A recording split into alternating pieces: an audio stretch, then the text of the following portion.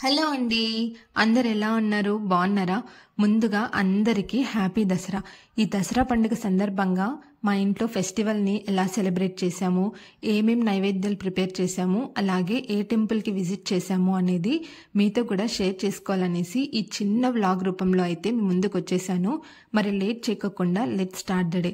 ఇక్కడ నేను ఆల్మోస్ట్ 5:45 కల్లా లేసేసాను. లేచిన వెంటనే ఇల్లంతా క్లీన్ చేసేసుకొని ఫ్రెష్ అప్ అయి వచ్చేసాను. ఫ్రెష్ అప్ అయి వచ్చాక బయట గడప దగ్గర అంతా ముగ్గు పెట్టేసుకొని కిచెన్లోకి వచ్చి నైవేద్యాలు ప్రిపేర్ చేయడం కోసం పని అయితే స్టార్ట్ చేసేసాను. ఈరోజు అమ్మవారికి నైవేద్యంగా చింతపండు పులిహోర అలాగే ఓలిగలు చేద్దాం అనుకుంటున్నాను. ఇక్కడ ఓలిగలు చేయడానికి నేను మార్నింగే పూర్ణం అంతా రెడీ చేసి పెట్టేసుకున్నాను. అలాగే పిండి కూడా తడిపి పెట్టుకున్నాను అనమాట. నేను ఓలిగ చేయడానికి పిండిలో చిరోటి రవ్వ యూస్ చేస్తాను కాబట్టి ఆ పిండి కొంచెం నానితేనే ఓలిగలు విరిగిపోకుండా వస్తాయండి.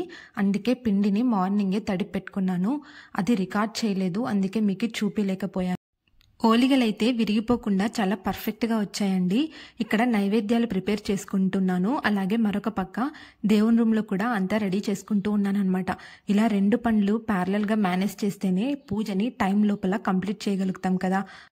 మరి మీ ఇంట్లో పూజ ఎలా జరిగింది, అమ్మవారికి ఏమేం నైవేద్యాలు సమర్పించారు అనేది కామెంట్ సెక్షన్లో తెలపండి. ఎవరైతే మన ఛానల్ని సబ్స్క్రైబ్ చేసుకున్నారో వాళ్ళందరికీ చాలా థ్యాంక్స్ అండి. అలాగే ఎవరైతే సబ్స్క్రైబ్ చేసుకోలేదో అందరూ మన ఛానల్ని సబ్స్క్రైబ్ అయితే చేసుకోండి. ఇక్కడ ఓలిగలు అయితే చేయడం కంప్లీట్ అయిపోయింది. ఇక రైస్ కూడా కుక్ అయిపోయింది కాబట్టి పులిహోరను కూడా మిక్స్ చేసి ఫైనల్గా రసంకి కూడా తిరువాత పెట్టేశానండి. ఇలాగే నైవేద్యాలన్నీ అయితే కంప్లీట్ అయిపోయాయి. అలాగే చాలా టేస్టీగా కూడా ఉండే. ఇక దేవుని రూమ్లోకి అయితే వచ్చేసి దేవునికి అలంకరణ అంతా కంప్లీట్ చేసుకొని పూజకంతా రెడీ చేసుకుంటున్నాను అనమాట. ఇక్కడ రెడీ చేసుకున్న వెంటనే వెళ్ళి శారీ డ్రేప్ చేసుకొని వచ్చేసాను. వచ్చాక చేసిన నైవేద్యాలన్నీ అమ్మవారికి సమర్పించేసి పూజ అయితే స్టార్ట్ చేసాము. ఇక్కడ దీపాలు పెట్టేసుకొని అష్టోత్తరం అంతా చదువుకొని పూజనైతే కంప్లీట్ చేసామన్నమాట. పూజ కూడా చాలా బాగా జరిగింది. పూజ అయిపోయాక హస్బెండ్ దగ్గర కూడా బ్లెస్సింగ్స్ తీసేసుకున్నాను. ఇక టెంపుల్కి వెళ్ళాలి కాబట్టి టెంపుల్కి అయితే స్టార్ట్ అయిపోయామండి. టెంపుల్కి కూడా వచ్చేసాము. టెంపుల్కి వెళ్ళడానికి మెయిన్ రీజన్ ఏమంటే దసరా పండుగ రోజు జమ్మి చెట్టుకి మనం పూజ చేసుకుంటే చాలా మంచిదండి. అందుకే టెంపుల్కి అయితే వచ్చేసాము. ఇక్కడ దర్శనం చేసుకున్న తర్వాత చెట్టు దగ్గరికి కూడా వెళ్ళి అక్కడ కూడా దీపం పెట్టేసి జమ్మి చెట్టు చుట్టూ ప్రదక్షిణ చేసేసాము. జమ్మి చెట్టుకు కూడా మొక్కునేసాము.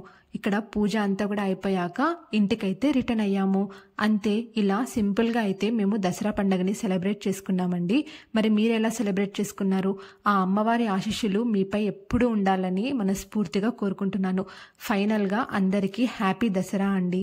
ఈ వ్లాగ్ నచ్చింటే లైక్ చేయండి, షేర్ చేయండి, సబ్స్క్రైబ్ చేసుకోండి. Thank you for watching.